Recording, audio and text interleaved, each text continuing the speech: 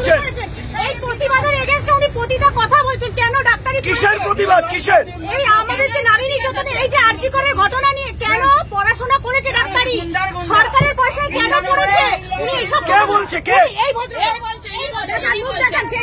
এই দেখুন, এই ভদ্রলোকের মুখ দেখুন, এই দেখুন, দেখুন, দেখুন, তিনি আরজি করের ঘটনার এই দেখুন, এই দেখুন, এই দেখুন,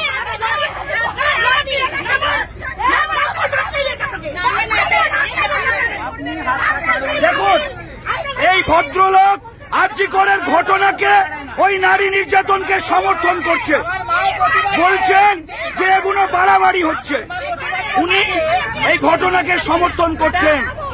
যে মহিলারা, আমাদের যে ডাক্তাররা করোনা পরিস্থিতিতে প্রাণ বাজি রেখে আমাদের বাঁচিয়েছেন, সেই ডাক্তার আরজি করে ধর্ষিতা ধর্মতলা থেকে যে মহিলারা বাসে রয়েছেন তাদেরকে উত্তক্ত করতে এসছেন।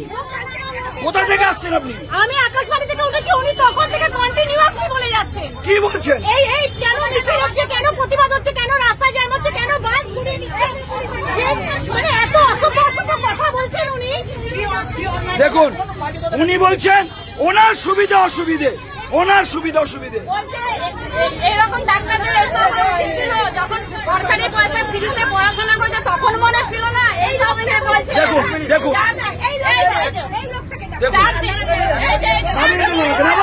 দেখুন, পুলিশ আসছে, নাবান ওনাকে, নাবান, একদম বাজে লোক। দেখুন, পুলিশ এসে নামিয়ে দিচ্ছে না। রাখুন, যে পাড়ারিনি সেই পাড়ার লোকেরা চিনবেন। এই ভিডিওটাকে ভাইরাল করবেন। এটা 71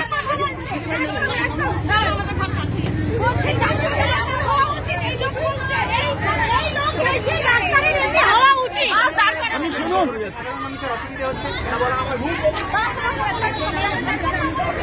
এই কন্ট্রাক্টটা দাদাকে যাতা বলেছে, এই কন্ট্রাক্টটা দাদাকেও যাতা বলেছে আমাদের সামনে। বলছে সরকারি পয়সায় করেছে, ডাক্তারের হওয়া উচিত। ধর্মতলা থেকে প্রতিটা মহিলাকে উত্তক্ত করতে আসছে। এই দেখুন, মহিলাদের গালাগালি করছে উনি। বলবো যে এরকম জিনিসটা হচ্ছে প্রতিদিন।